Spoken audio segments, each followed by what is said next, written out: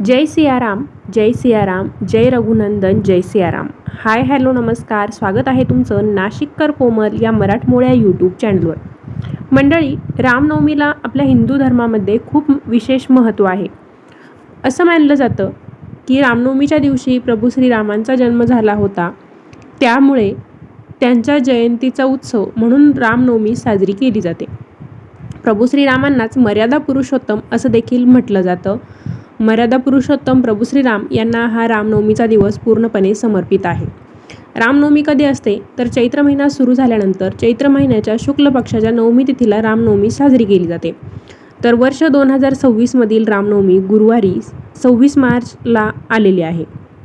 रामनवमीच्या दिवशी आपण जर काही खास उपाय केले तर त्यामुळे अनेक अडचणी दूर होतात, संकटे नष्ट होत असतात. तर रामनवमीच्या दिवशी आपल्याला काही उपाय करायचे आहेत.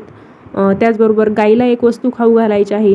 तर आजच्या व्हिडिओमध्ये मी तुम्हाला रामनवमीच्या दिवशी कोणते उपाय करायचे, गाईला नक्की कोणती वस्तू खाऊ घालायची, रामनवमीच्या दिवशी काय केलं पाहिजे, काय करायचं नाही, अशी सगळी माहिती सांगणार आहे. तर व्हिडिओ पहिल्यापासून शेवटपर्यंत नक्की बघा आणि व्हिडिओ बघत असताना कमेंटमध्ये सियावर रामचंद्र की जय असं नक्की लिहा. आजचा दिवस तुम्हा सर्वांना सुखसमाधानाचा, आनंदाचा जावो अशीच मी प्रभू श्रीरामांच्या चरणी प्रार्थना करते आणि आजच्या व्हिडिओला सुरुवात करते. प्रत्येक व्यक्तीच्या आयुष्यात काही ना काहीतरी अडीअडचणी सुरूच असतात. रामनवमीच्या दिवशी आपण जर काही उपाय केले तर त्या अडीअडचणी दूर व्हायला नक्कीच मदत होऊ शकते. तर पहिला उपाय त्या लोकांसाठी आहे ज्यांना संतती प्राप्तीसाठी अडचणी येत आहेत किंवा मूलबाळ होत नाही, दवाखाने करून झालेले आहेत, तरी आपण हा एक उपाय करू शकता.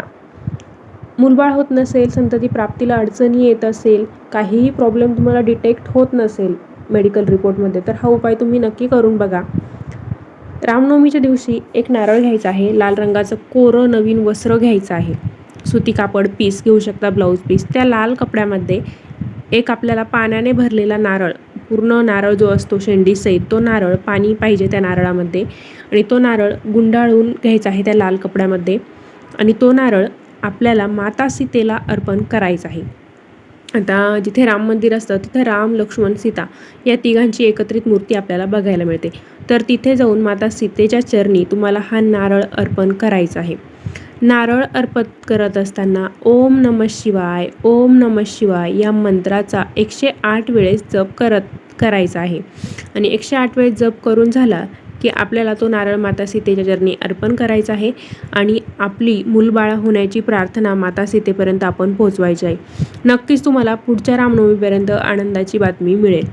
प्रत्येकाला वाटतं आपलं कुटुंब सुखसमाधानात राहिलं पाहिजे, आनंदी राहिलं पाहिजे, म्हणून आपल्या कुटुंबाच्या सुखसमृद्धीसाठी आपण कणकेचे 11 दिवे बनवायचे आहे. किंवा कणकेचे दिवे बनवले नसतील, ऐन वेळेस तुम्ही व्हिडिओ बघितला तर तुम्ही 11 पंत्या घ्या आणि प्रत्येक पंक्तीमध्ये तुम्ही किंवा त्या कणकेच्या दिवेमध्ये दुहेरी वात लावा आणि तेल टाकून हे दिवे आपण प्रज्वलित करायचे आहे.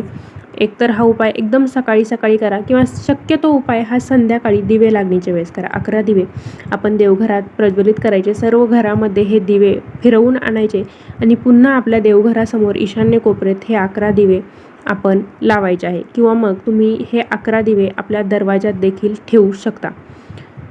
रामनवमीच्या दिवशी प्रभू श्रीरामांना 7 धान्य म्हणजे सप्तधान्य अर्पण करायचे आहे. असं केल्यामुळं आपल्या घरातील संपत्ती वाढायला मदत मिळते. म्हणून रामनवमीच्या दिवशी न विसरता प्रभू श्रीरामांना सप्तधान्य अर्पण करायचे आहेत. तुमच्या घरात सततचा आजारपण राहत असेल, एखादी व्यक्ती सतत खूप दिवसांपासून एखाद्या आजाराशी झुंज देत असेल आणि त्यातून सुटका व्हावी असं तुम्हाला वाटत असेल, तर रामनवमीच्या दिवशी सकाळी सकाळी हनुमान चालिसाचं पठण करायचं आहे. हे पठण तुम्ही हनुमान मंदिरात जाऊन करू शकता, राम मंदिरात जाऊन देखील करू शकता. असं केल्यामुळे घरातील आजारांच्या समस्या दूर होतील. तुमच्या घरात लग्नायोग्य मुलं असतील, मुली असतील किंवा तुमचं स्वतःचंही लग्न जमत नसेल, उशिरा लग्न होत असेल, लग्न जुळायला काही विलंब होत असतील, तर रामनवमीच्या दिवशी प्रभू श्रीराम आणि माता सीतेला हळद, कुंकू आणि चंदन या 3 वस्तू अर्पण करायच्या आहे आणि त्यांना सांगायचं आहे की माझं लग्न लवकर, माझ्या लग्नात कोणतेही अडथळे येऊ देऊ नको. या उपायामुळे तुमच्या लग्नात येणारे विलंब दूर होतील. रामनवमीच्या दिवशी आणखी एक महत्त्वाची गोष्ट करायची आहे, ती म्हणजे गाईला आपल्याला एक वस्तू खाऊ घालायची आहे. ती यासाठी की बऱ्याचदा आपल्या घरात पैशांच्या अडचणी असतात, मुलं बाळं सतत किरकिर करत राहतात, माता लक्ष्मी आपल्या घरामध्ये टिकत नाही, आपलं कोणतंही काम मार्गी लागत नाही. तर असं तुमच्याही घरात होत असेल तर आपण काय करायचं आहे, रामनवमीच्या दिवशी पहाटे उठल्यानंतर आपल्या घरात हरभऱ्याची डाळ, चणा डाळ असते, तर थोडीशी एक अर्धी वाटी ती डाळ आपण भिजत टाकायची आहे. छोटीशी 100-1 ग्रॅम ती डाळ तुम्ही भिजत घाला आणि ती डाळ 2-3 तास भिजू द्यायची आणि भिजल्यानंतर ती डाळ काढून घ्यायची, कोरडी करायची. म्हणजे पाणी बाजूला करायचं. ती डाळ व्यवस्थित कोरडी केल्यानंतर त्यावर थोडासा गूळ ठेवायचा आणि गूळ आणि ही भिजलेली चणा डाळ आपल्याला गाईला खाऊ घालायची आहे. मग तुम्ही हा उपाय दिवसभरात कधीही करू शकता. समजा तुम्ही अगदी दुपारी हा व्हिडिओ बघितला तर दुपारी डाळ भिजत घाला आणि संध्याकाळच्या वेळी 2-3 तास डाळ भिजल्यानंतर ती डाळ तुम्ही गाईला खाऊ घालायची आहे. त्यामुळे माता लक्ष्मीचे आशीर्वाद आपल्याला मिळतात. गाईला आपण माता मानतो. आता समजा तुम्ही ऐन वेळेस हा व्हिडिओ बघितला आणि डाळ भिजलेली नाही आहे, तर मग काय करायचं, तर तुम्ही ती न भिजलेली चणा डाळ आणि गूळ गाईला खाऊ घाला.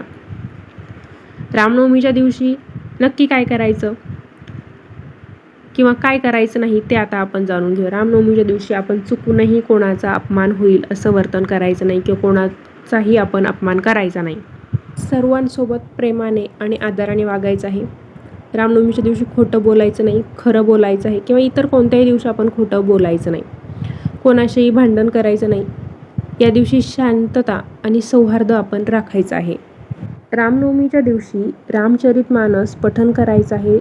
रामचरितमानस रामनवमीच्या दिवशी पठण करणं किंवा श्रवण करणं खूप शुभ मानलं जातं. रामरक्षा स्तोत्राचं पाठ करायचं आहे. खूप समस्यांना सामना करावा लागत असेल तर रामनवमीच्या दिवशी नक्की न विसरता रामरक्षा स्तोत्र पठण करायचं आहे. ते खूप फायदेशीर ठरतं. आपल्या आयुष्यातील सर्व समस्या दूर होतात. रामनवमीच्या दिवशी दान करणं खूप शुभ मानलं जातं. त्यामुळे या दिवशी गरीब आणि गरजूंना अन्न, कपडे आणि पैसे दान करायचे आहे. या व्यतिरिक्त तुम्ही काही तुमच्या क्षमतेनुसार दान करू शकता. पण एखादी का होईना वस्तू रामनवमीच्या दिवशी नक्की दान करा. रामनवमीच्या दिवशी उपवास करणं खूप शुभ मानलं जातं. तुमची क्षमता असेल, तुमच्या तब्येतीला झेपत असेल तर रामजन्मापर्यंत का होईना, मध्यान्ह काळापर्यंत का होईना, रामनवमीच्या दिवशी नक्की उपवास आपण करायचा आहे. रामनवमीच्या दिवशी न विसरता आपण एका झाडाला स्पर्श करायचा आहे. ते झाड म्हणजे शमीचं झाड. आता रामनवमीच्या दिवशी शमीच्या झाडाला स्पर्श कसा करायचा त्याची एक पूजेची पद्धत आहे. तर डिटेलमध्ये माहिती सांगणारा व्हिडिओ आपल्या चॅनलवरती मी या अगोदर पोस्ट केलेला आहे. चॅनलला व्हिजिट करून तेवढा व्हिडिओ बघा. म्हणजे शमीच्या झाडाची आपण पूजा का करायची, कशी करायची, रामनवमीच्या दिवशी शमीच्या झाडाची पूजा केल्याने आपल्याला कोणते फायदे होणार आहेत ते तुम्हाला समजेल. रामनवमीच्या दिवशी आपल्याला 11 काठींचा रामधागा आपल्याला प्रत्येकाच्या मनगटावरती बांधायचा आहे. तर रामधागा म्हणजे काय, तो कसा बांधायचा, कधी बांधायचा, त्याची देखील माहिती सांगणारा सेपरेट व्हिडिओ मी आपल्या चॅनलवरती पोस्ट केलेला आहे. चॅनलला व्हिजिट करून तुम्ही रामधाग्याचा व्हिडिओ बघू शकता.